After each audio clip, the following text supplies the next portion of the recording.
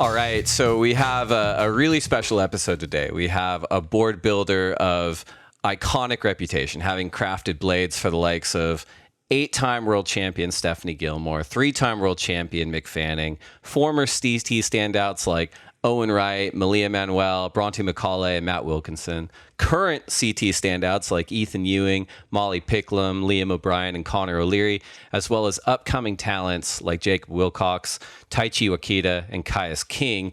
He is a staple amongst the Gold Coast assembly line of talent and the current number 2 on the Vissla CT Shaper Rankings heading into El Salvador. Darren Handley of DHD Surfboards. Darren, thank you so much for joining us today. Oh, it's just great to be here. I've been always wanting to do this podcast. I listen to it all the time, and I'm interested to get right into it.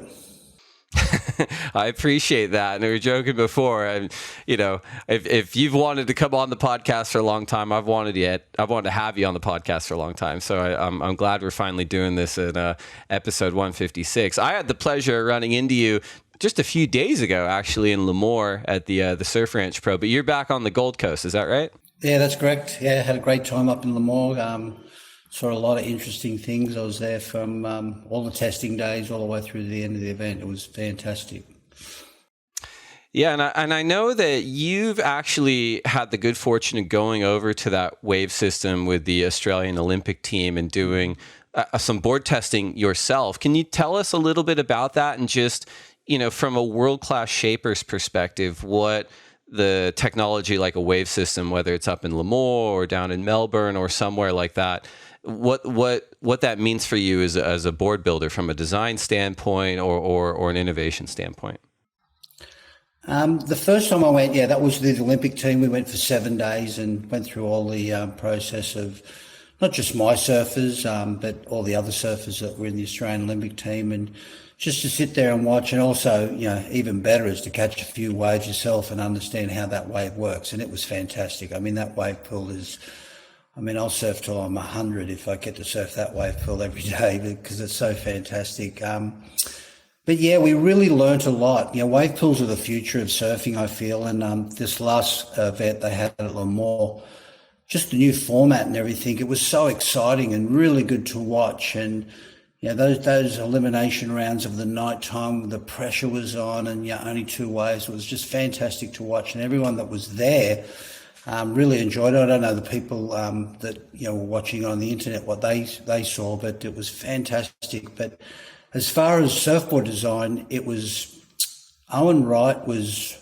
just starting to ride for me at that time, and he's 6'3", and he was riding 6'3s at the wave pool, and Wilco was trying out some real small stuff like 5'11s and 5'10.5s, and sort of what we got to the end was that Owen started trying Wilco's boards and was like surfing on him because he's still got to get his frame and his surfboard in that same size wave. So that whole pool thing and that format of just getting your board in that wave was such a good thing, and we learned so much. We mentioned you've got a pretty robust roster on the championship tour in 2023. We mentioned, Ethan Ewing, Molly Picklum, Liam O'Brien, Connor O'Leary. I'm probably forgetting a few. But when it comes to a venue like Surf Ranch, do you find that all your surfers, and obviously Steph Gilmore, do you find that all your surfers order similar models or similar, construction, whether it's epoxies or polyurethane, or are they all still pretty different? Each person individually is different. Liam O'Brien, he didn't want to try anything different. He just wanted to work the wave out. He had a really bad time up there the last time he went. He just couldn't work it out. He didn't get over a 4. So this time he was there just to ride his normal good board and then, ride his normal good board and then, excuse me, my phone. But yeah, he was riding his normal board and actually got to work out the pool. Where he had Ethan rode a PU board glass and epoxy resin, which was similar to the one that he rode at Trestles in the finals last year. Molly as well had a sore back, first time in the pool. let's not play around with anything. Let's just get to work out what my 5'8" feels like in the pool, and we'll go from there. Steph, 8 times world champion, been doing it forever. Always looking for something different. She tried the dark arts up there with a little bit more different flex and a swallowtail, and it seemed to work pretty good for her on the rights. And she surfed pretty good on the lefts, but lefts are not her forte. Who else do we have up there? Conor O'Leary, he went like Owen and Wilco used to do, different board on the right compared to the left. So everyone had a different way of surfing it. And and being there for that 3 days, watching not just my surfers, but all the surfers just try to work out boards, try to work out the wave, working with their coaches and really trying to actually get the best out of that wave and get into that excellent range. It was really cool to watch. I spent 12 hours at the pool every day just watching and learning. I learned a real lot about that pool. That sounds awesome. And, we mentioned we're transitioning into CT stop number 7, the Surf City El Salvador Pro at Punta Roca. It's obviously in the ocean. It's a right-hand point break, which you're very, very familiar with. On last week's episode, Mitch Salazar and I were contemplating how many surfers from Surf Ranch are going to bring the exact same equipment to Punta Roca, or are they just kind of 2 different venues and the surfers are using different equipment? As far as your team riders go, like what's your insight on that? Or do you think that we're going to see any DHD team riders use the same boards they used at Surf Ranch at Punta Roca, or is it just a different animal altogether? Looking at the swell forecast, there's going to be a bit of swell, so I think they're going to go up in size a little bit. I think Connor will go from his 6'1" that he was riding in the pool back to his 6'2" that he's been performing well on. Steph will probably jump back on PUs again, I think. The back end of the event, when it gets a bit smaller, she might jump to the dark arts. And Molly as well will go back up to her 5'9". That's her bread and butter, the 5'8". She doesn't ride it that much. Ethan will be an interesting one because that board that he rode in the pool, he's never ridden into the ocean. I brought it over with me and he just jumped straight on the pool and he was into it. It's his 6.0 and he's in between 6.0s and 6.1. 6.1's what he was riding at, even on that small day at Bell's, which was a new thing that we tried, and it looked really good even in small waves. So it all depends on the forecast.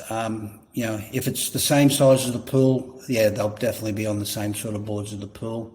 There won't be, 2 different boards, but I think it's 3 foot and under pool boards, 3 foot and above. They're a little bit bigger boards. Makes a total sense. What we mentioned, and we were talking about it before we started recording, about, this year we're running the Vissla CT Shaper Rankings. And this is a project that I personally have been really excited to bring to life and to collaborate with folks on bringing it to life. And, when we were talking about it before the season started, there's always this element of, the WSL is the league and you don't want to lean too far into editorial and opinion because that's not our role. That's for, your stabs and your inertias and your surf lines and your folks like that. But when it comes to the ranking, the nice thing about it was, well, look, we're not actually making anything up. We're actually just using these results and this information and this data to generate a ranking that is sort of correlating to performance of the athletes. And it's something that I think for a lot of years, most of the fans themselves never really appreciated how much time and energy and effort and resources and really like financial investment that CT shapers put into their CT surfers. And, as we said, you had an awesome run throughout Australia, both at Bells and Margaret River, collecting a huge amount of points. You're number 2 on the rankings right now. I'm not asking, has the rankings changed the way you deal with the tour, but what have been your thoughts around the conversation? I guess just that idea that, for decades, yourself and your colleagues have been investing so much into these athletes, and that doesn't always get recognized at the end of the day. No, I mean, I love it. I mean, it keeps us honest. You look at Britt Merrick, I think it was last year or the year before, he didn't have anyone on the CT and he's gone around and, he's got some really good talent that he's got in there, and I think he's coming third or fourth at the moment. He was up there at the start of the year. Mayhem.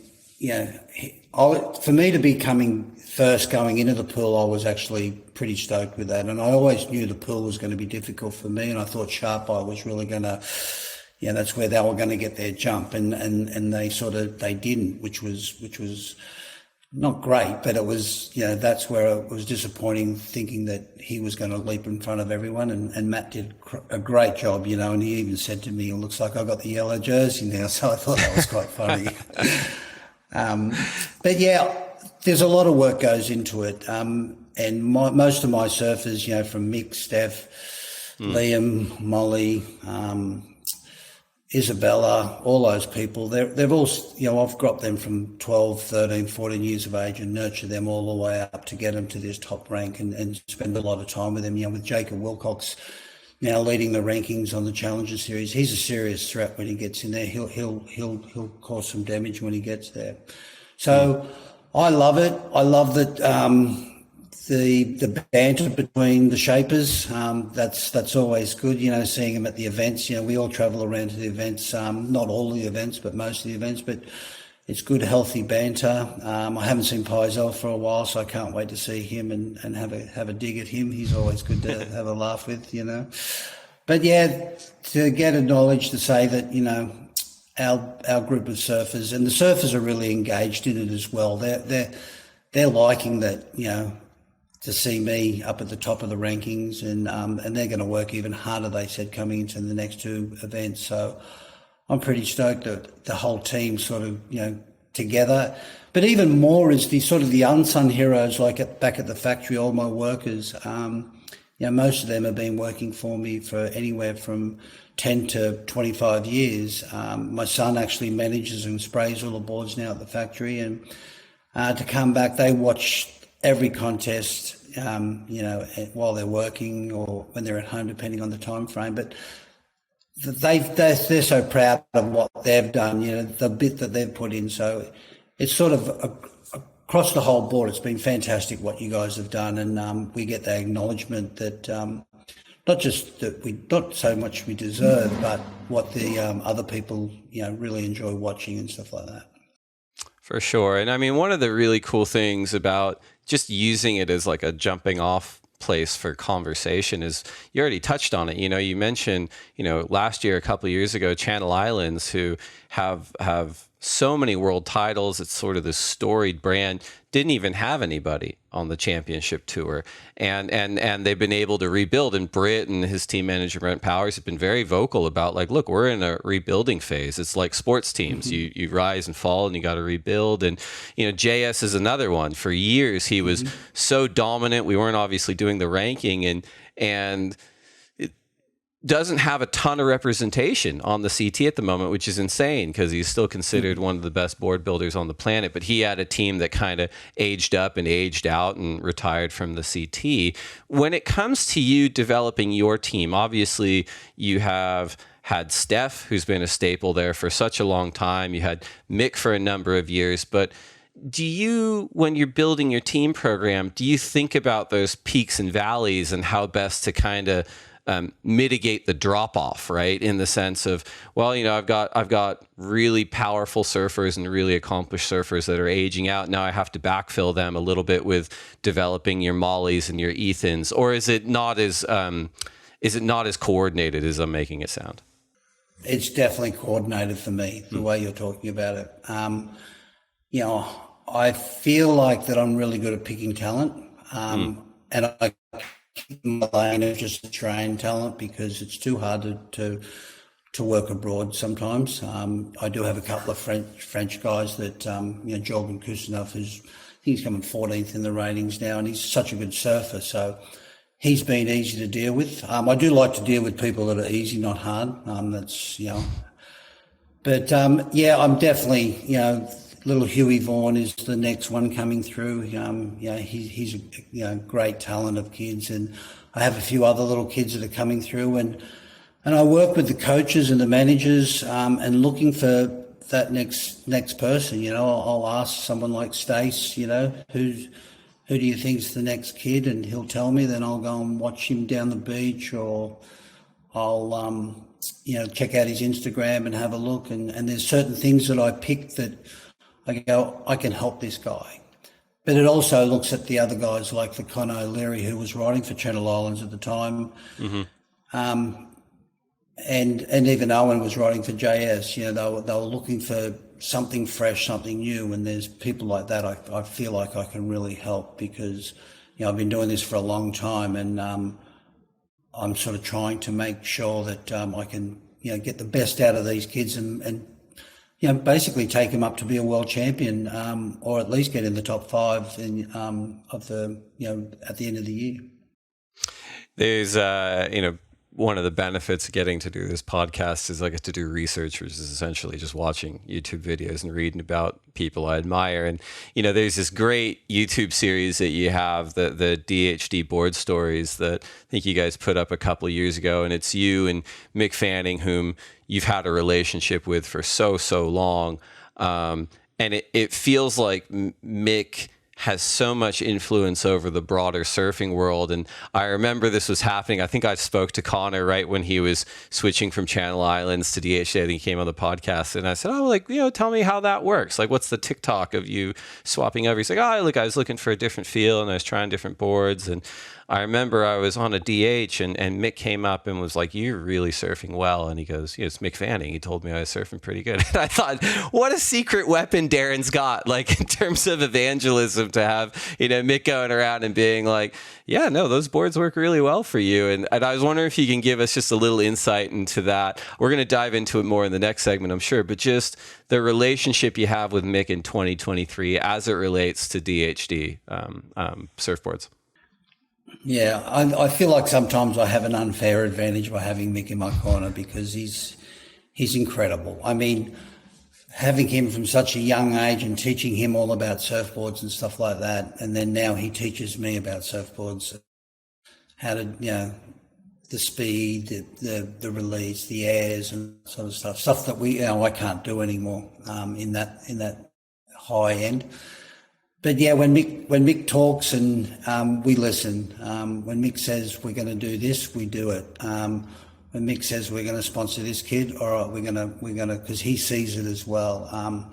So he's really engaged in the brand DHD, and he's also engaged in Australian surfing. So it's been fantastic, and it is a little bit of an unfair advantage. I think even Mayhem said that it was unfair that I have him, because he just gives so much information. And now, he's going to be spending a little bit of time in California, living over there. He's building a house in Trestles, and so it's going to be good even for me, which I'll be coming over there a lot more with him and just spending some time there and sort of working out boards that work really well in Californian waves, because my boards over the past were so high end Ferraris that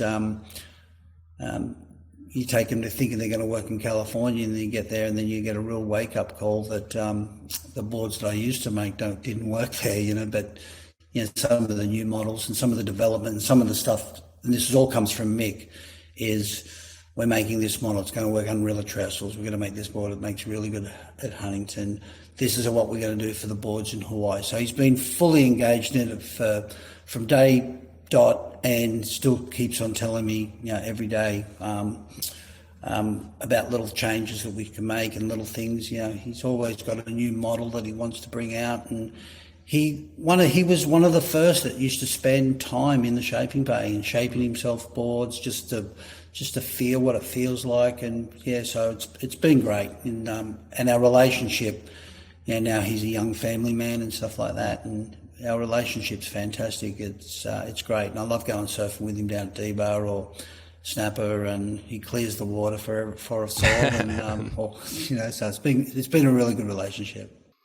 It's interesting you talk about the California models, because I know we were talking about this a little bit offline, but I had cut my teeth in the surf industry working at Rip Curl Surf Center in San Clemente in the late 90s and early 2000s, and I remember we got kind of the first imported batch of Australian boards that we'd gotten in a while, and it were these Murray Burtons and these DHDs, and they were like these exotic creatures that came out of the boxes, and we're putting them in the rack, and we're like, wow, look at these things. And this is pre-social media. It's really internet information age. And so, the Gold Coast and the point breaks and the characters and the shapers and the surfers, it was all so exotic to us. And we're looking at these boards and they're thin and they're rockered out. We're going, wow, look at this thing. And they sold, everyone wanted one because they're like, whatever the Australians are on, we want one of those too. But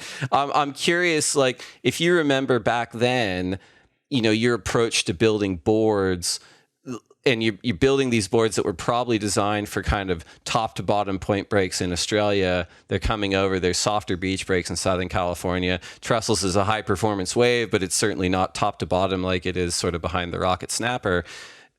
Did you kind of think, oh, maybe these boards are not going to work as well in California? Or is that something that you discovered over time where you're like, no, I have to kind of evolve the models and the approach I need for different kind of countries?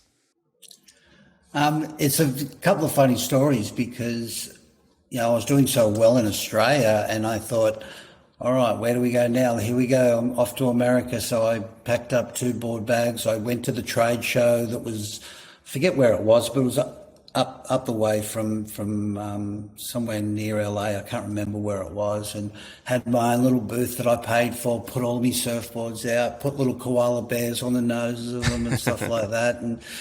And here we go, trade show, I'm going to sell heaps. And not one person wanted one of my boards because of how crazily rocketed out and thin and everything like that. And so that was a real learning curve. It was like, wow. And then I started looking, and when I was young, I inspired to be like Al Merrick. I thought Al Merrick, was incredible, just you never get to see the man. He was so mysterious, and his boards were really good. And you had Lisa Anderson and Tom Curran and all that sort of stuff. So I went back and actually started really sort of having. While I was in California, I did look at a lot of boards and saw what they were and how much different they were, and how less tail lift and less concave up front. And so I started the quest of making different boards, and Mick was still young at this time, so he wasn't giving me the insight that I needed. But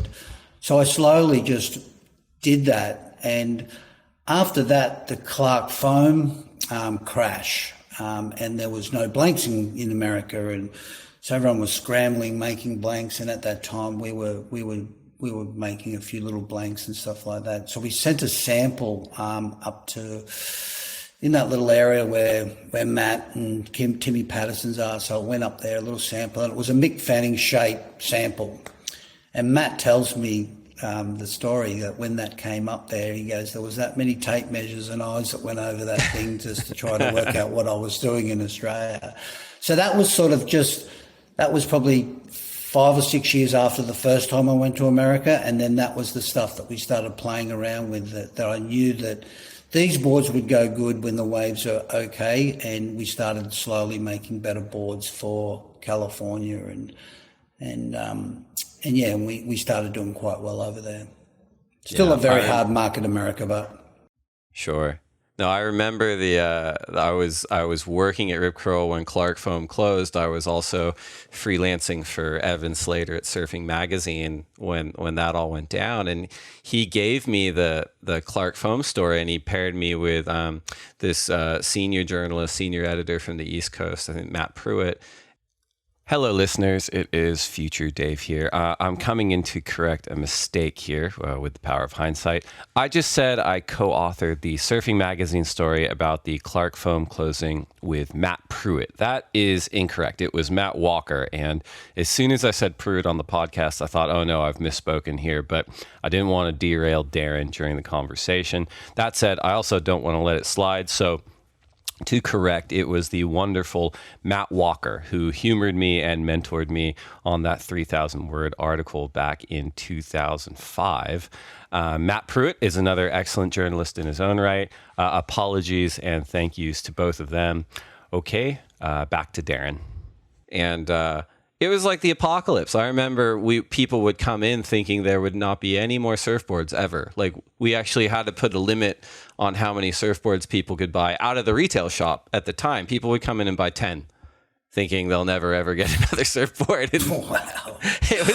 It was a bizarre time. The one of the things that is in that great YouTube series, the DHD board stories, and I remember Mick brought it up when he came on the podcast a few times. I was like, how many boards did you get? And he says, I think he says his first contract he signed with you, it was 2 boards a year, but he could trade them in, like as many as he could. And then when he kind of peaked a little bit, like the year I think he started going on the search trips, he said, I got 10 surfboards that year. And having been around the tour and seeing, like, sometimes you go to these spots and some of these surfers get 10 board quivers from multiple shapers at a single stop. I'm not asking you to name names necessarily, but your average CT surfer in 2023, how many boards do you think they go through from the DHD team a year?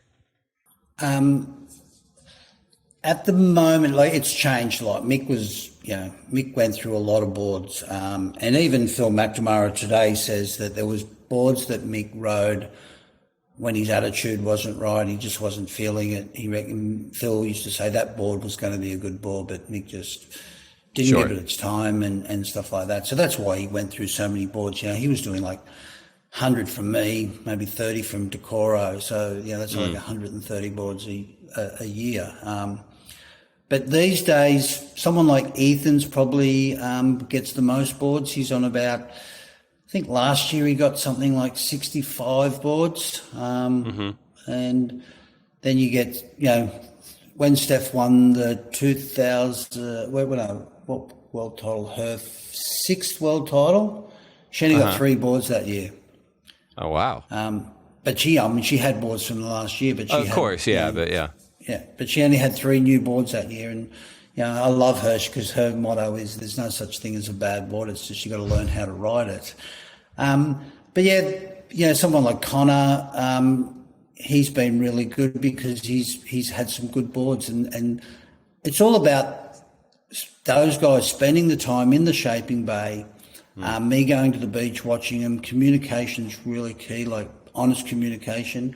And you can do a guy like Connor for 30 boards in a year. So Molly 25 boards in a year. Steph, depending on if she's going to do some trips and stuff, same again, about 30 boards in a year now. And some of the young kids that are coming up, 12 boards a year. That's 1 a month. I mean, if you can't surf and do well in contests on 1 board a month when you're just doing a few local contests and a couple of little 1 stars or 3 stars in Australia, then there's something wrong.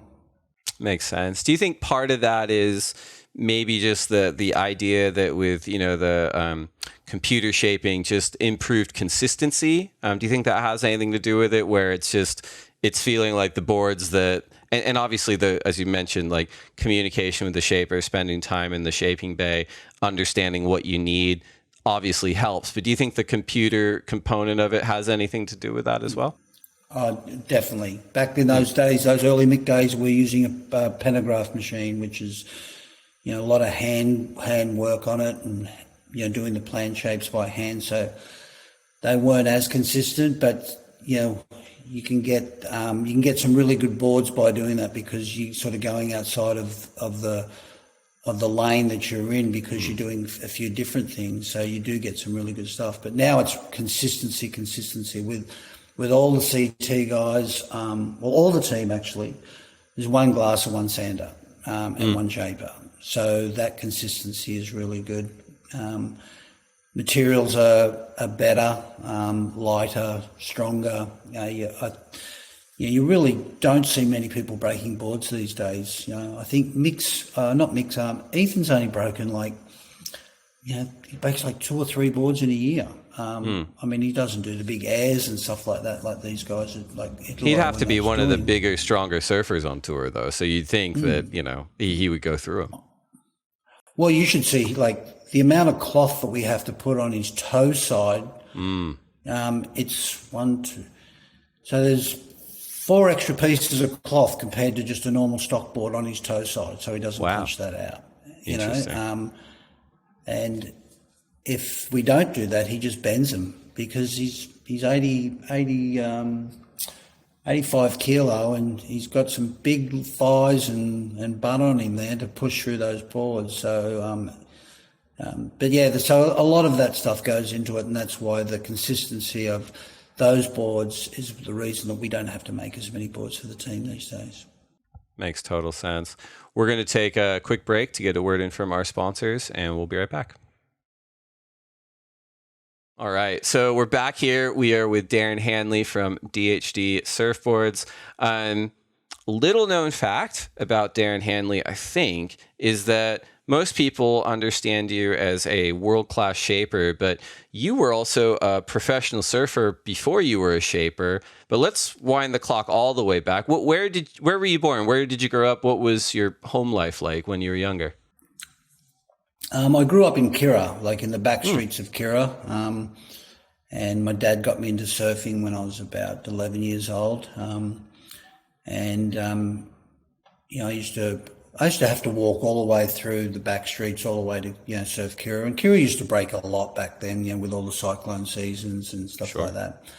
And it was a really good upbringing, seeing seeing Michael Peterson all the time was fantastic, and Peter Townend and all those people, and Rabbit and all that sort of stuff. So, and my school was on top of the hill at Kirra. There's when you drive around the Kirra Point right up the top there. So lunch break and morning tea was, just sitting there looking over that cliff, watching the waves go by. So it was sort of, not on purpose, but it was sort of bred into me. And then, got more into surfing and joined the board riders club at Kirra there, and got to go around to the factories where Michael Peterson was making boards. And I never really thought I wanted to be a shaper. It never even came into my mind that I was going to work in the surfboard industry.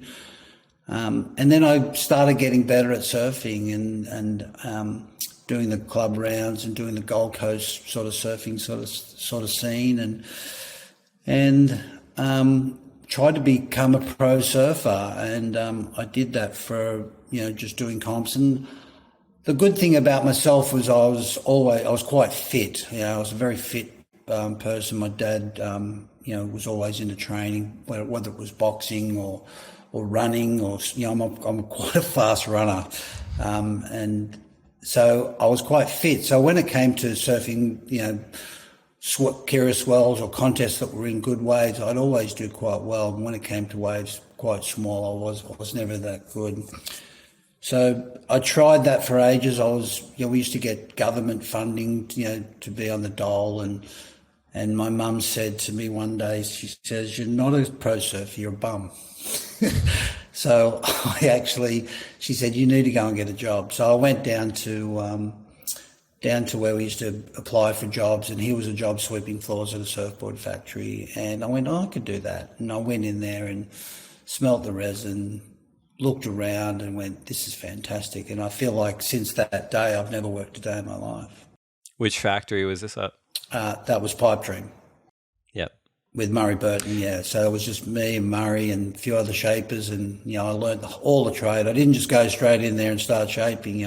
My first job was making fin panels and cutting out fins, and then I started polishing, and then after polishing, I learned to sand, and then sanding, then I went to glassing, then I was the manager, and then I picked up an old shape blank that Chappie Jennings had tried to shape. And I said to Murray, "Can I try this?" And shaped it up and went, wow, that was fun. And then it just sort of escalated from there. It's interesting you mentioned Michael Peterson, because he was also of an era of world-class surfers who were also building their own equipment, and I'm wondering, did that being around that, did that seep into you even when you were trying to be a professional surfer? Like, how much interest did you have in board design when you were trying to be a professional surfer versus, and maybe you did, maybe because you were you'd gotten that impression from other kind of surfers around the Gold Coast area where it's like, this is important to know this, even if I don't think I'm ever going to shape? Or was it just something where it was like, I didn't think about it, and then I worked in a factory and I started thinking about it a lot? I was getting boards from Good Time when I was young, which was, I forget his name, that used to make the boards. He was just young growing up. So we used to go there to, pick up your boards, and everything was polished back then. So, it'd take forever to get a surfboard, and you'd only get one, maybe two a year if you were lucky. So I didn't realise it until later in life that all those times, spending those times in the factory, cutting back the edge so he could get ready to polish it and all that little stuff, and all the things I saw always helped later in life. And you think of the Michael Petersons, the who else was there? Terry Fitzgerald making his own boards, Simon Anderson. These are big guys, throwing around these boards, and that's why I think they did quite well. And go back to when I was trying to compete and I wasn't making surfboards.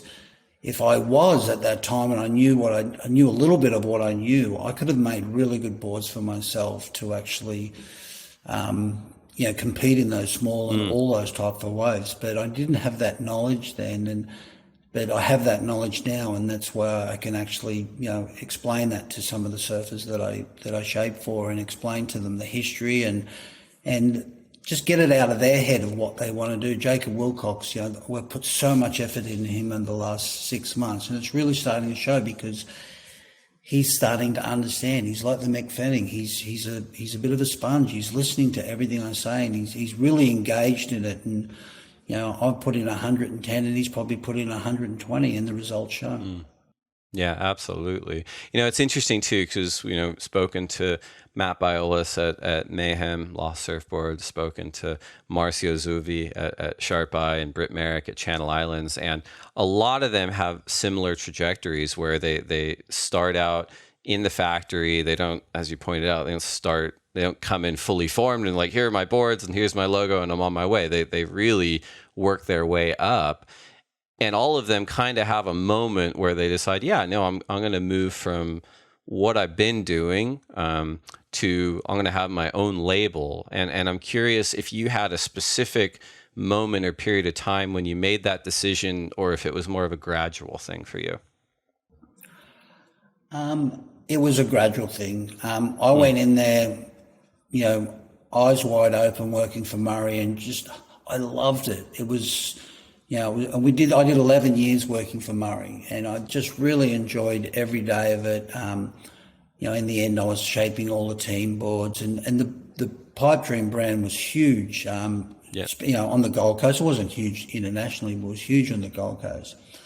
And he was always going to make me a partner and all that sort of stuff, which I didn't care too much about, but I was really enjoying just making surfboards. And, I'd get up and I'd shape, I'd surf, I'd go out every night. It was just the best lifestyle ever, and do a few competitions and all that stuff. And this is all pre-Mick Fanning. Right, of course, yeah. So, and then there's we had a little bit of not an argument, but there was a situation where Murray wasn't going to make me a partner, and wasn't, he sort of dangled the carrot to me for a long time because, and didn't realise that it was the worst day. I remember coming home to my wife and going, I feel like I've been, duped. Murray said he's not going to make me a partner, and I think I'm going to leave. And we just bought a house, and I was going, all right, this is going to be the biggest decision. So I actually went out, put a shaping bay under my house, and then started making surfboards. And I was really, I knew I was a good ding fixer as well. So I thought if it all fails, I can be a ding fixer. And it worked really well. And I did that for a couple of months. And then I thought, all right, I've got to get a factory. And I knew I had to do 20 boards a month to break even. So we built this factory. And the first week we did 20. The second week we did 40. And it just grew and grew and grew and grew. And it was just, Murray always said to me, because we're still friends, he said he just couldn't compete with me because I was in the surf all day. Then I'd come and shape, and then I was at the nightclubs all night. So I was getting all the orders and, making things happen. So it was just a really good time. That's really interesting. And you mentioned this was when you were at with Murray for those 11 years. This is before Mick Fanning. You start out on your own. You're working underneath the house for a month, then you get the factory, and it starts to build. What's the time frame between when the factory opens and you start building boards for, you know, elite level talent, like competitors on the national circuit, and how long before Mick Fanning comes around? Yeah, like timing's everything. I've gone out on my own, and things are going good. A few of the team riders from Murray came with me. A couple of, Scat, who Craig Pitchers. I think he works down there at JS now as the sales guy. Matthew Pitts was living in Japan, so I was making him boards, and a few of the other guys, followed suit. And then was only like a month and a half later, Mick Fanning came along. I saw him we were in the same board riders club, and I just went up to him and said, "I want to sponsor you." He goes, "Oh, sick."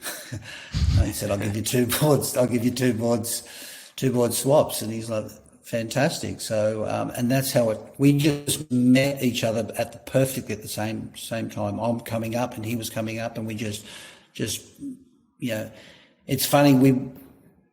He came from Sydney, then to Ballina, and then to the Gold Coast, and it's just everything just at the right time, and we both benefited out of it. Him was with his world title, and me with a business that is known for sort of taking kids from a young age and taking them all the way to the top.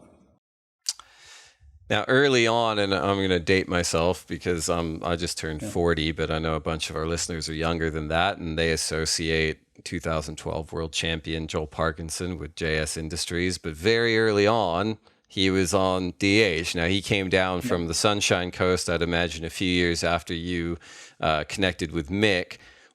But you had them both on the program at the same time for a period of time. Is that right? Yeah. I mean, Joel was riding for me when he won his first junior world title, and Mick got second that year. It was funny because of this factory, and we're all young, and we had young people working for us. It was like that movie, Lord of the Dogtown. Oh, sure, yeah. It was just the place to be. There was a little hamburger place, bacon egg roll place next door to us, and I had a jet ski, and it was just everyone would just go surfing, and they'd want to hang at the factory and skate around and have beers on Friday, flip coins against the wall to win a bit of money, and these kids all just grew up. And I remember Joel, Dingo, Damon Harvey, all those kids all used to hang around, but you can't sponsor them all, and you can't look after them all, otherwise you get too thin. But the Joel thing, he's riding for Dalberg, and it just it happened because back then Japan was big in surfing. They had lots of money, and they sold boards for a very crazy prices, and they saw Joel surfing at Sunset and they come to me and said, "We want Joel, and we'll give you money to get him." So I went to Joel and said, "We want you, and we got some money." And I don't think Mick was too stoked about it because, but at that time it was like the brand was getting bigger than everything. So it was just, everyone was around and enjoying it, and life was great. It wasn't a job. It was just make surfboards and go surfing because the wind and the tide and the swell waits for no one. And we just ate it up every year. It's interesting too, and I think that's another really cool kind of storyline coming out of, again, using the Vissla CT Shaper Rankings as a jumping off point. But you're looking at these different teams, and there's been a lot of people coming in being like, "Hey, it should just be like the best result from one surfer on each team." And I understand that, but then at the same time, it doesn't really reflect where the talent wants to go at the moment, right? And so the way I've kind of considered it is like, look, it's really, there's kind of three broad tiers amongst the shapers. The shape for CT surfers. There's kind of the upper tier where you've got yourself and Mayhem and Channel Islands and Sharp Eye, and everyone's got, 6, 7, upwards of 12 people on their teams. And then there's that middle tier of a couple team riders per program. And then there's the third tier, which it's maybe just a Borst that has just one surfer, like a Katie Simmers, or a Patterson who just has a Italo Ferreira kind of thing. But when you're talking about those teams that have multiple surfers, and I'm bringing it back to kind of the Joel and Mick point you just made, it's interesting because sometimes it works having, a number of surfers. As you pointed out, the challenge is getting a little too thin.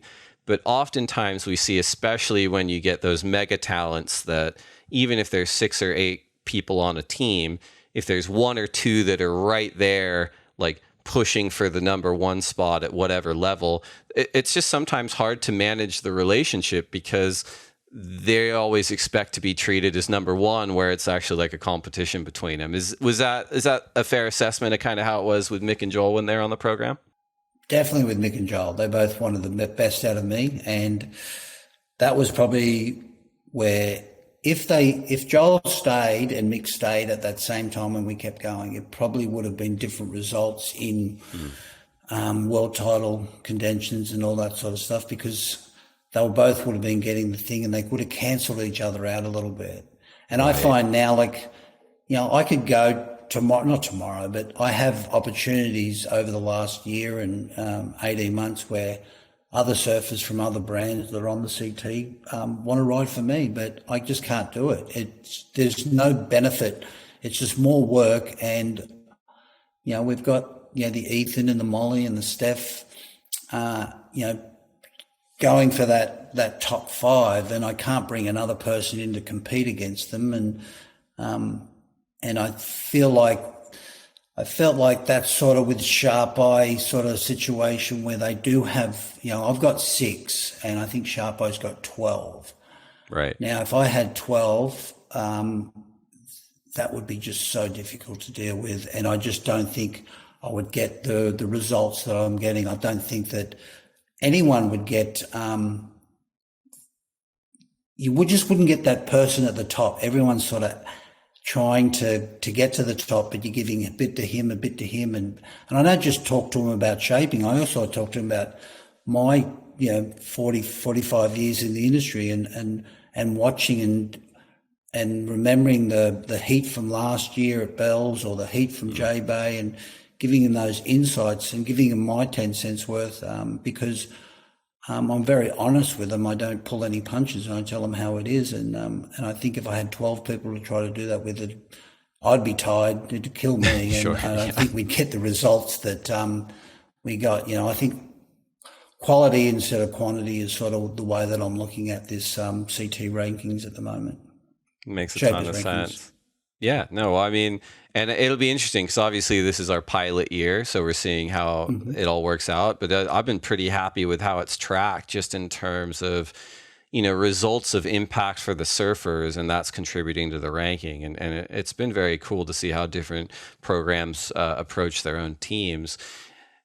Taking it back to the DHD team, as you're working with Mick, and Joel leaves, but you've put in so much work. And you get not just 1, but 2 world titles, the first on DHD Surfboards in the same year with Steph and Mick in 2007. That must have been a huge validation of what you've been doing.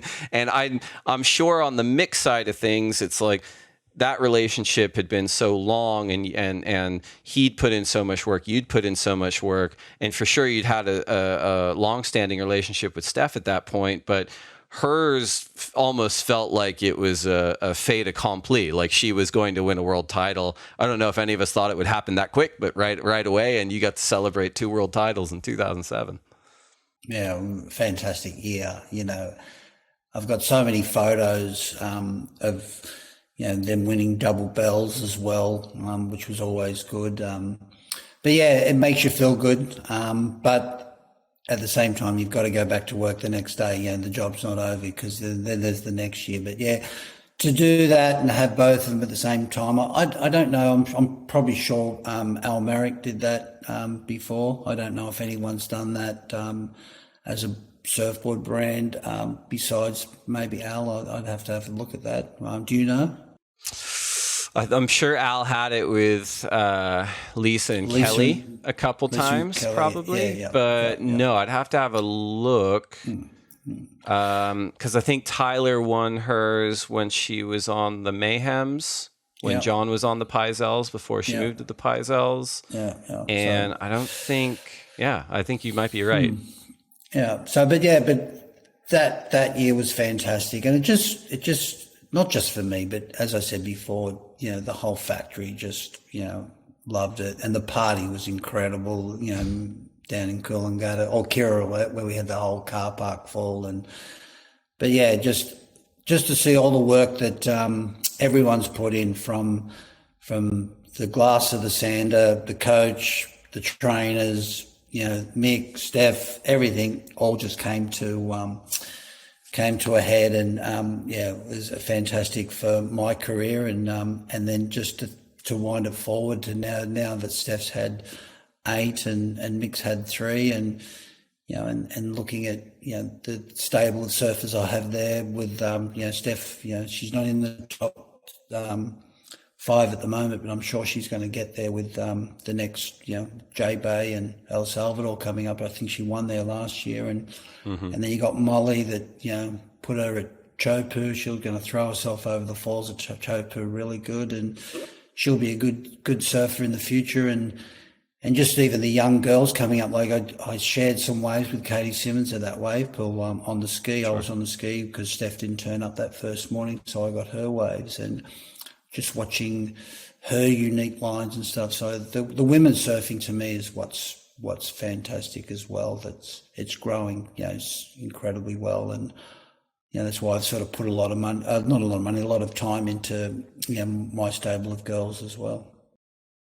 Totally agree with you there. There's a narrative point that comes up on this podcast. It's one of my pet points, and that's that the surfing world, it's a community obsessed with the cult of youth, meaning that they're always looking to who's next, like who's the young person like that we want to sponsor or we want to platform and elevate. And it's almost like once someone achieves something like a world title, the industry is sometimes like, that's great, who's next, and I remember having a really front row seat to this when Mick won his first world title in 2007, and Kelly had won a few world titles, Andy had won his world titles on the men's side, and I remember the surf media and the industry contracts and everything were almost shifting towards like, that's great, where's Dane Reynolds or where's Jordy Smith or these surfers?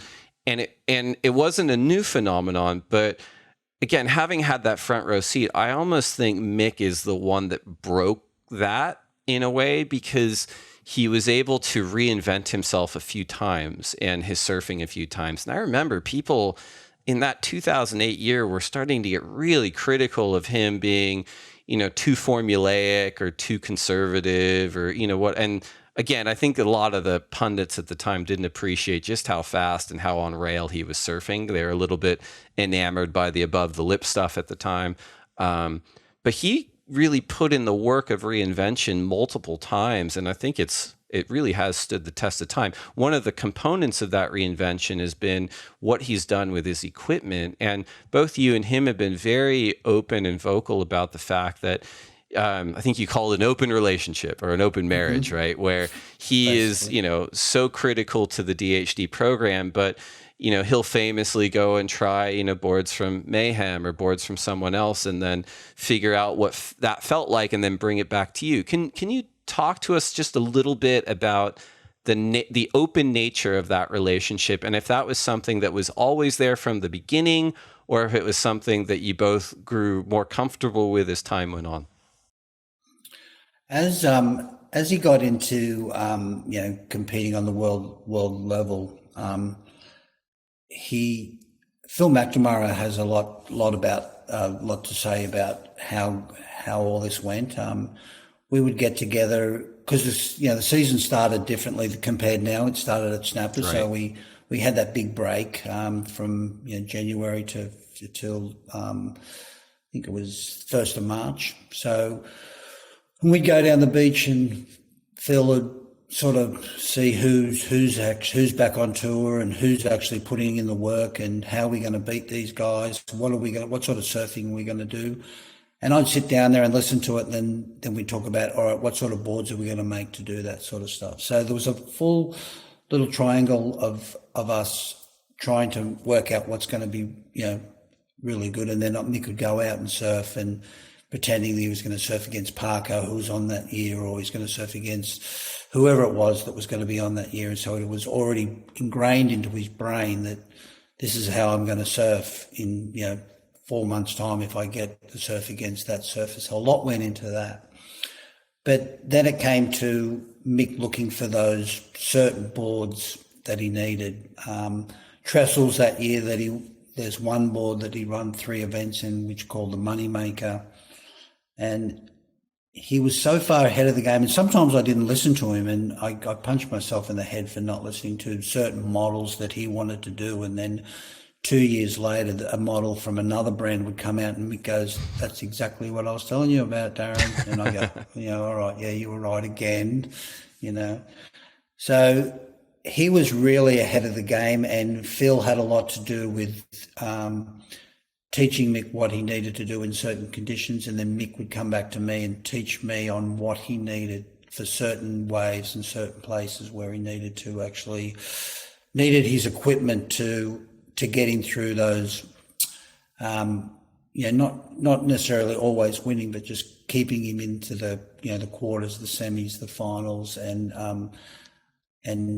it was really good staying with Mick a lot. He had a big checklist on his window every time for an event, and it was always fitness tick, and it always used to give me great joy when surfboards second and he goes surfboards tick. Just knew that he didn't have to worry about his surfboards. He knew that they were all good and everything was ready to go. And then then there was things that he couldn't control, and which was waves and all that sort of stuff, and that's why sometimes you can't win everything.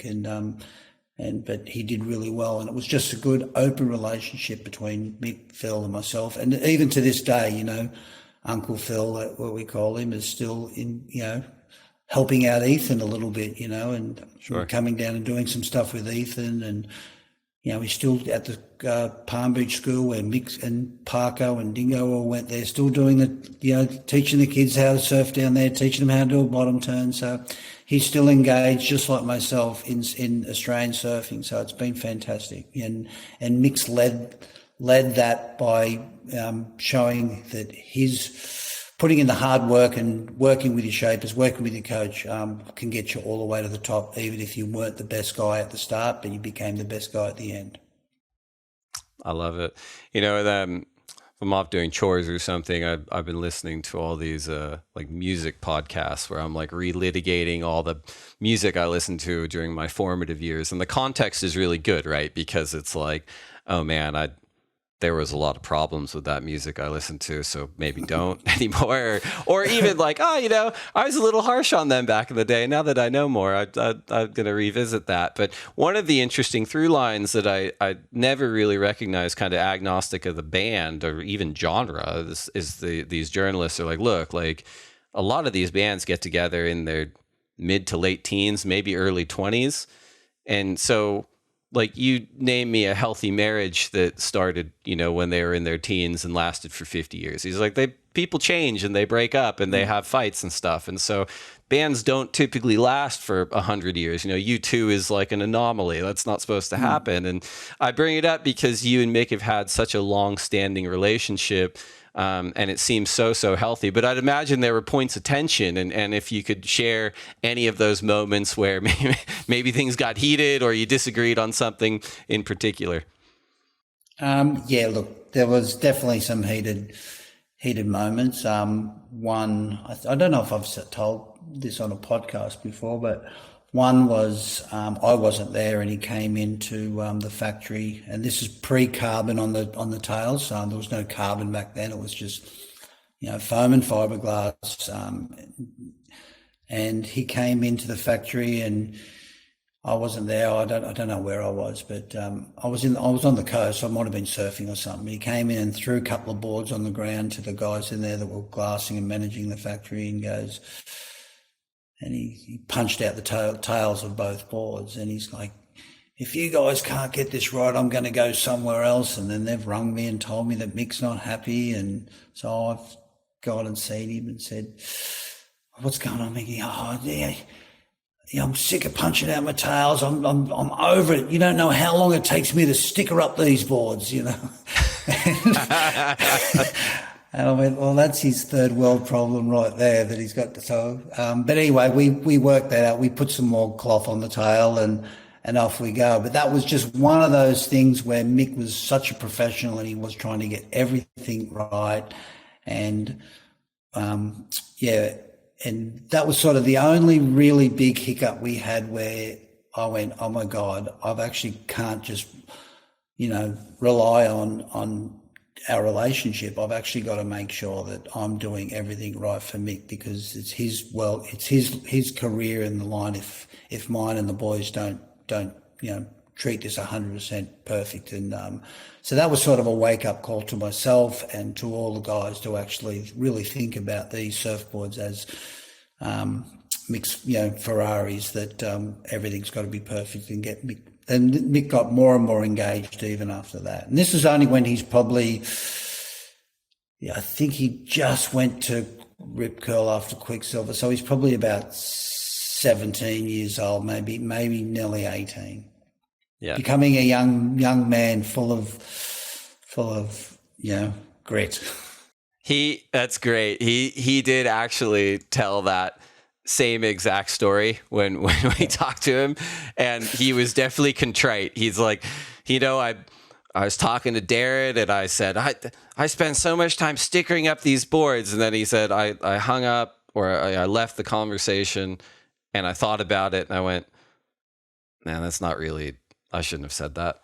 He's like, that's not really a problem. But the point stood, and you brought the same thing up. It's like, hey, he's giving 110%, you're giving 110%, and that's how the magic happens. I wanted to ask you, because you've had so much success with both Mick and Steph, and Steph is just so radical, but she does seem like a different animal to Mick. And I'm wondering from a board builder's perspective, if that's a fair assessment. And if so, how is she different from Mick in terms of how she engages with you, what she's interested in the surfboard, I guess this is a little bit different because Mick's retired now, but how open-minded she is in terms of trying new kind of technology or construction or even templates than Mick was, if you can share a little bit about that. Yeah, in the early years, all it was just give me what Mick's writing. That's all she wanted. Whatever Mick's writing, that's what I want. And that was a lot of the team riders wanted that, because so much work and so many hours went into getting Mick's boards right that we just scale them down or scale them up to the other surfers, and off they went, especially because we were surfing, Snapper and Kirra and Duranbar, where the waves were so curvy. And that, and you got to realize that Steph right now rides 5.9s in the pool and 5.10s as a normal board. I think Trestles was, when she won the world title last year, was a 5.10. I've got boards when she won the Lane Beachley contest when she was the year of her first world title. So she was about 20 maybe. No, she was younger than that, but they were 6.1s. Right. That's how long the boards were, 6.1s, and like what we were talking before, the nose nearly comes around and hits you in the head. It's got that much nose lift, and the tails were so tight and that. But yes, more and more she's getting more and more engaged, and she's actually looking for something that she really wants to try, and she loves riding twin fins, loves riding single fins, just loves in all her downtime enjoying that sort of stuff. And I think that's going to be a really good thing when she does finally retire, that we'll probably go on a little tangent there with all that sort of stuff.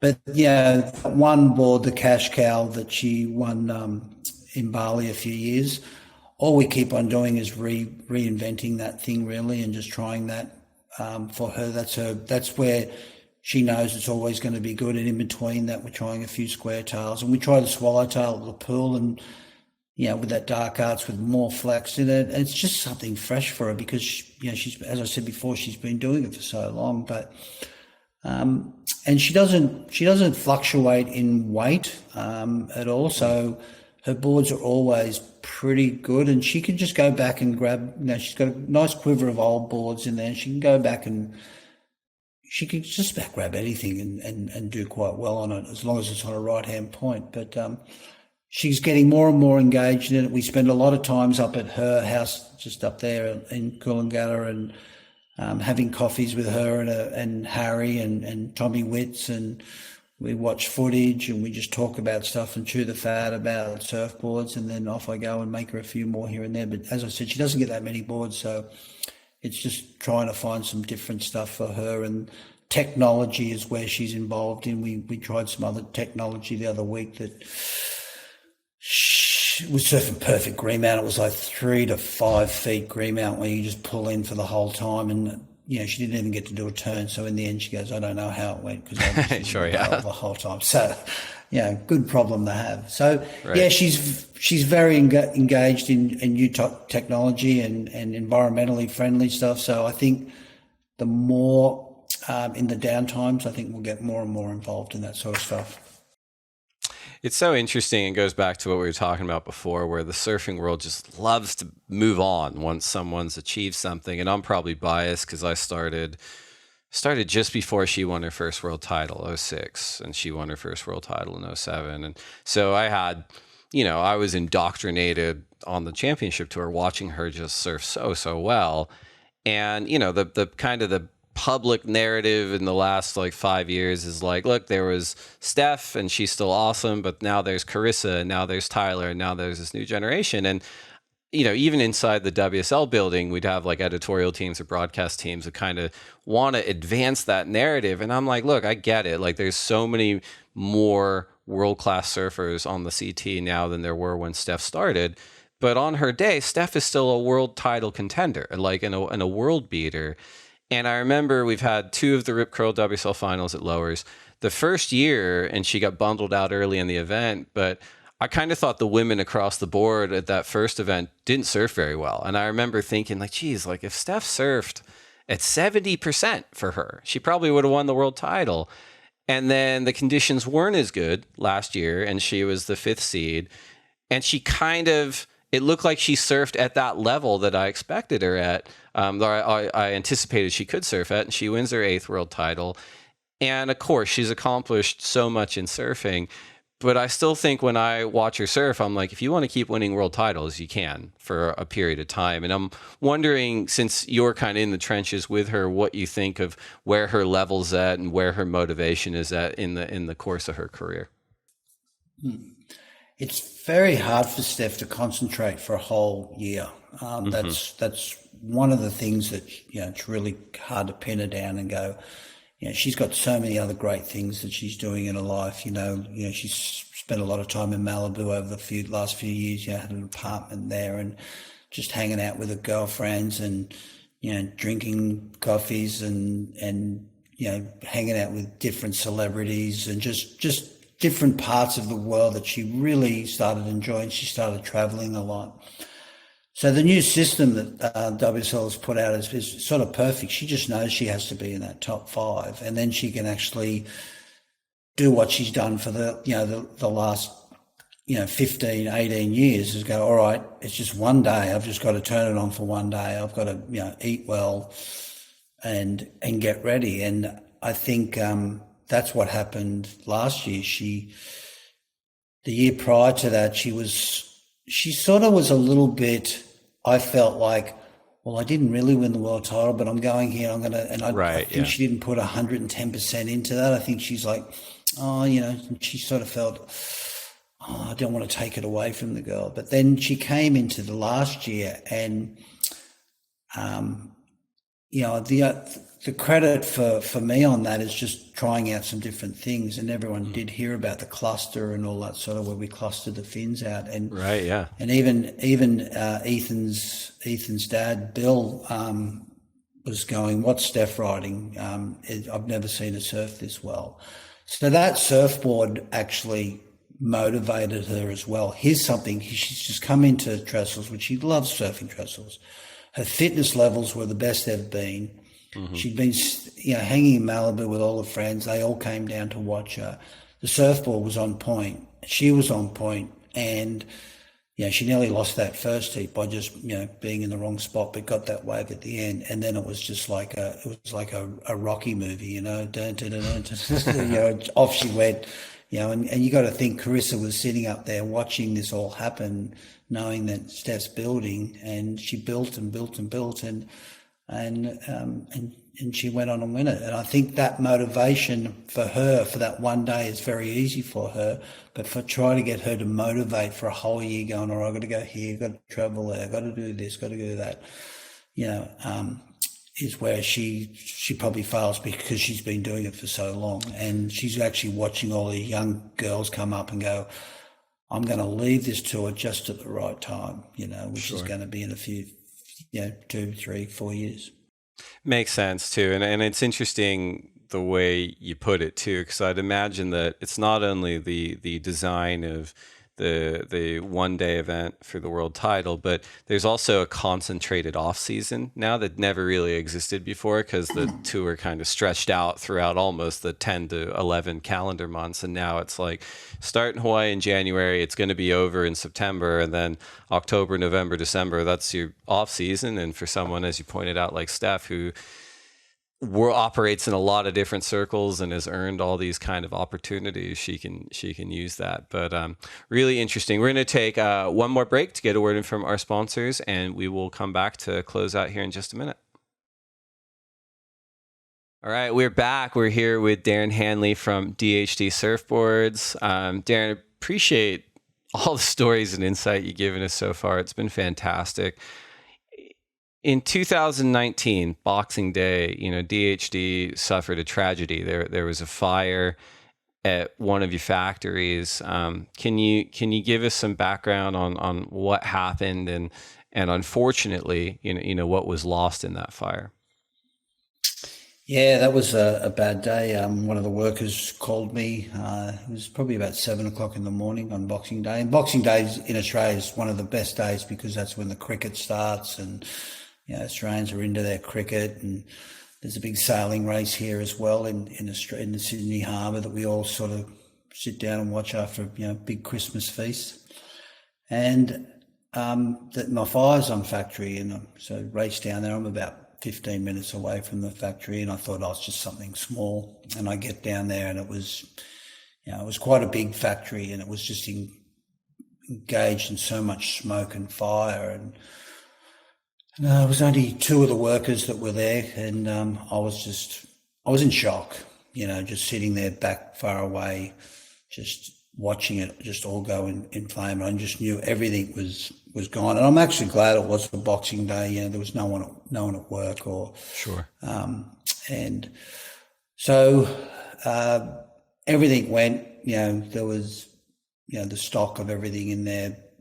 But the biggest thing the biggest loss for myself was probably just the collection of boards I had in there. I had probably about 50, 60 boards that I'd collected over the years. I'm lucky that, I've given Mick all his ones, and Steph's got all her ones, and we've got some in museums, and I had a few at home. But there was just little bits and pieces in there that, from my history that, I'll never get back. It didn't mean anything to anyone else. It only meant to me.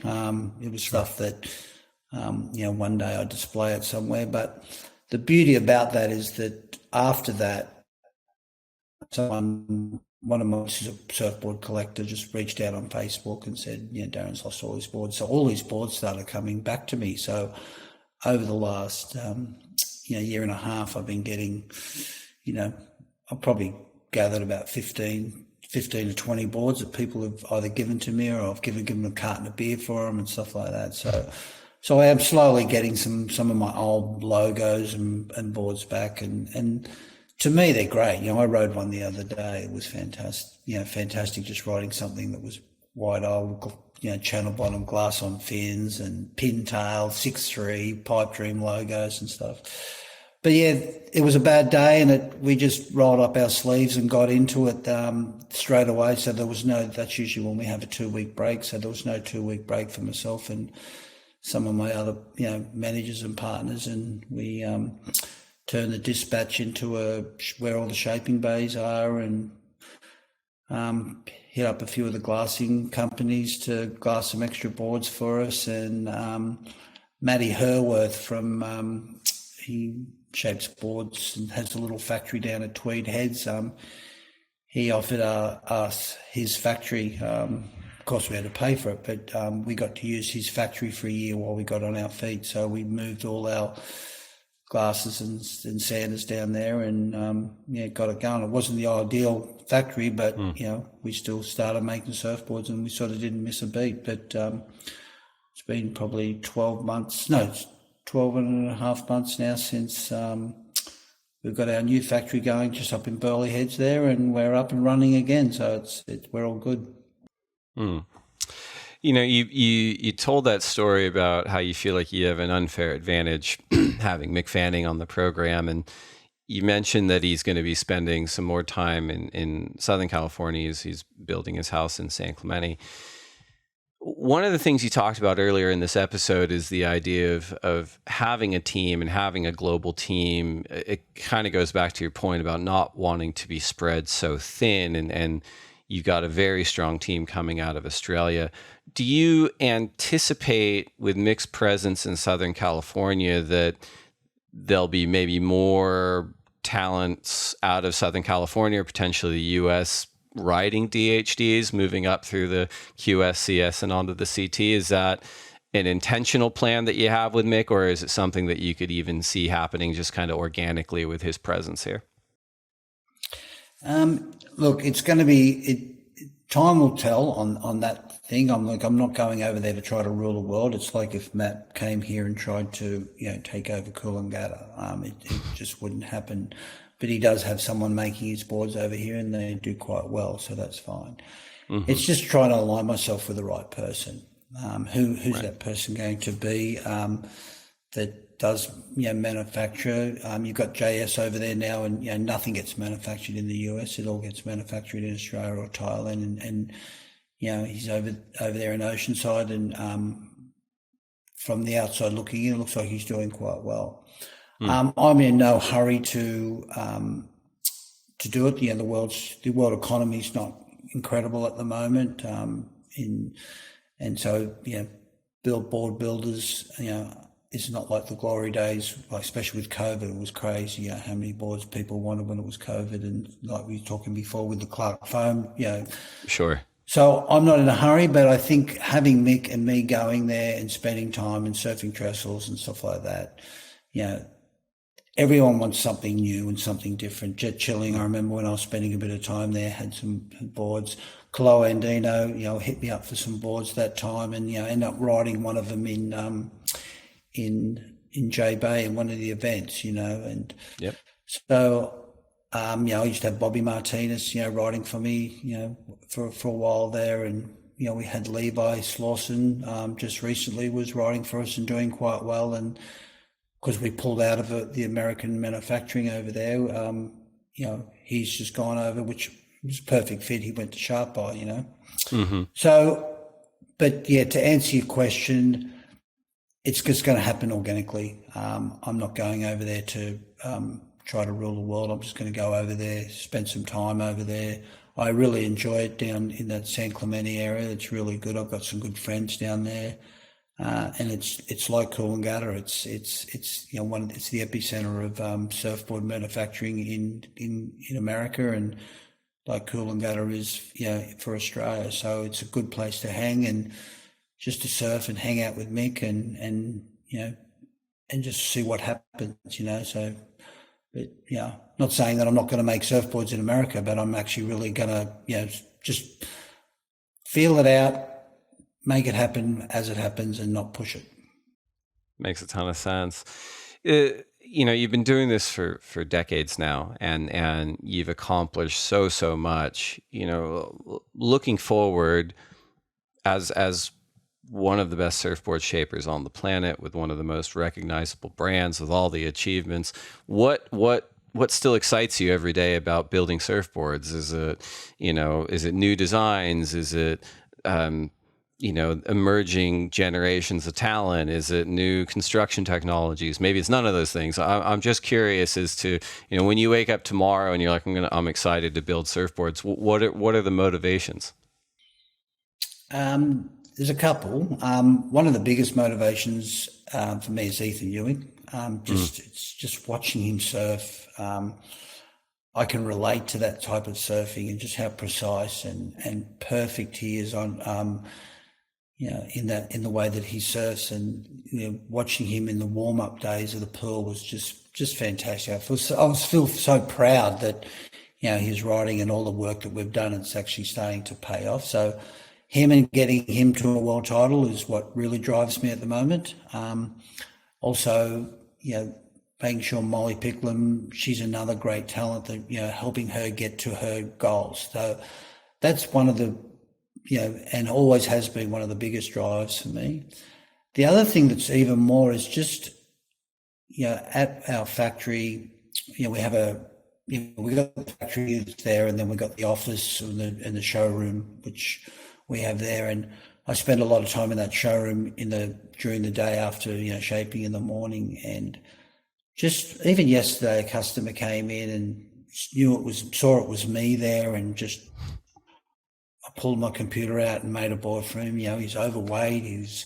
He remembered one board he had when he was 80 kilos. Now he's 100 kilos, and so just stoking those guys out and stoking the groms that come in and just want to be a better surfer and want to get to the top. So I just really enjoy engaging with the people, and I enjoy doing talks. Like I've got a talk with Owen next week in front of 600 businessmen, just talking about surfboards and our relationship, and what we did for the Olympic, him getting to the Olympics and getting the bronze medal and all that sort of stuff. So all that stuff is really good. And shaping's fun, you get in your room, you close your door, you put the air conditioner on, and you listen to whatever music you want to listen to.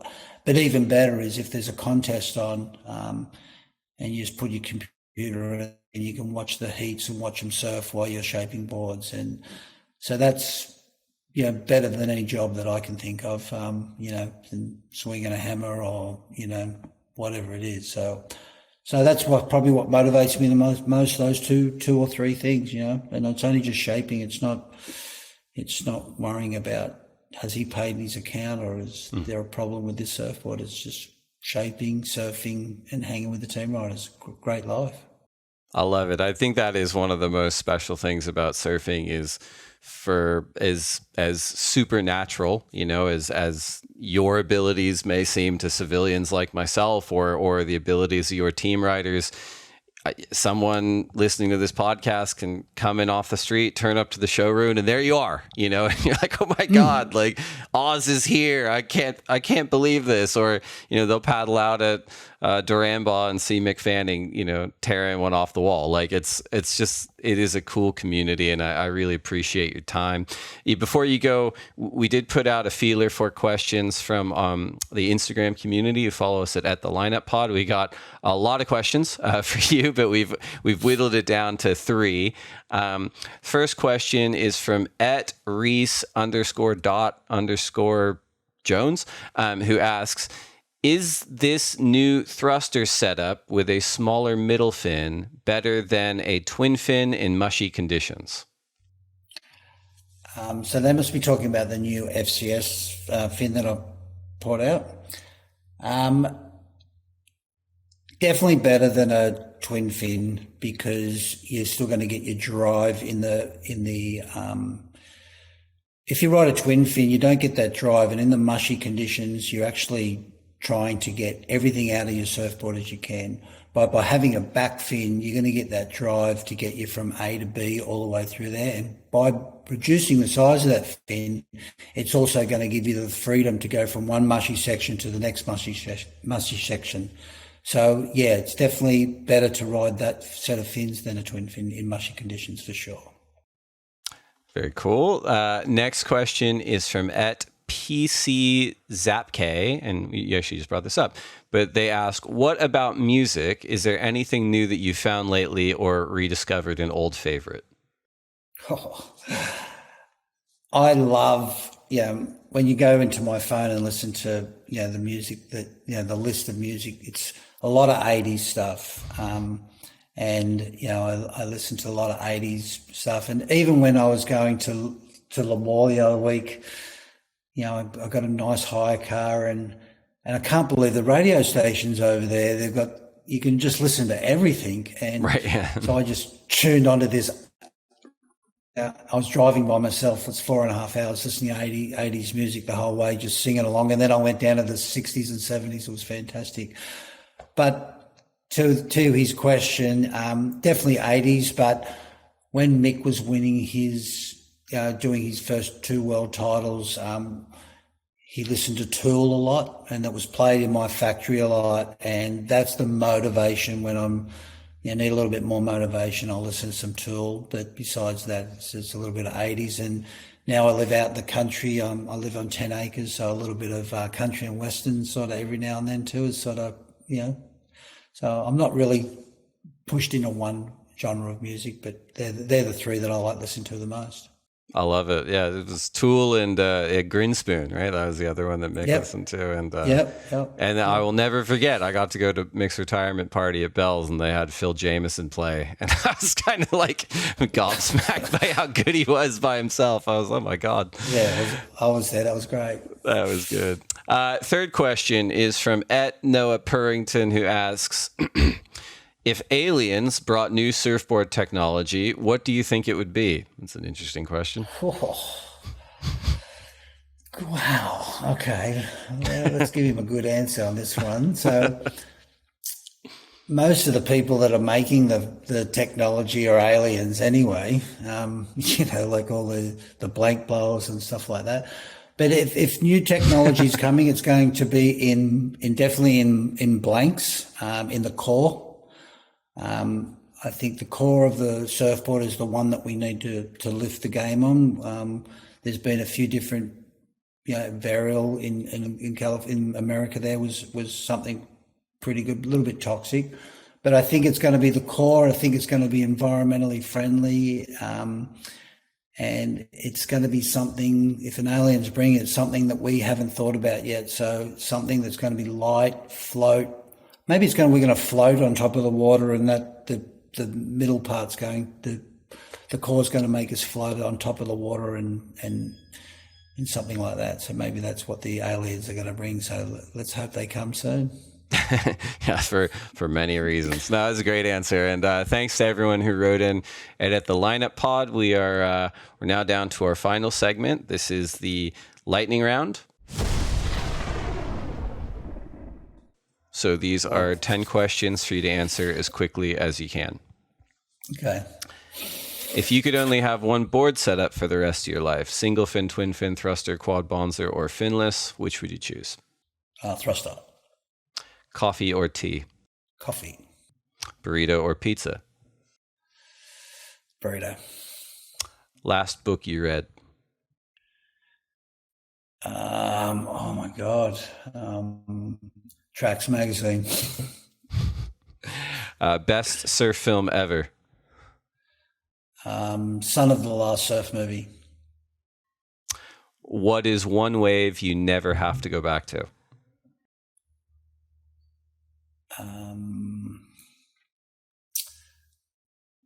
Coffs Harbour. If you only get to surf one wave for the rest of your life? Oh, can I give you 2? Of course you can. The right at the Surf Ranch and Kirra. They're both the same. Okay. Best person to share a lineup with? Mick Fanning. He clears it. Worst person to share a lineup with? Parko and Dingo. That's a good answer. Same session. Yeah. Okay, last one. Finish this sentence. I will next achieve a state of happiness by winning another world title with Ethan Ewing. I love it. Darren Handley, thank you so much for your time and your stories and your insights. It's been a real pleasure to talk to you. And I look forward to catching you down the track. Good luck with the rest of the season, and I'll see you soon. Yeah, hopefully I'll see you in September at the finals. We'll have a beer together. I love it. Thanks, Darren.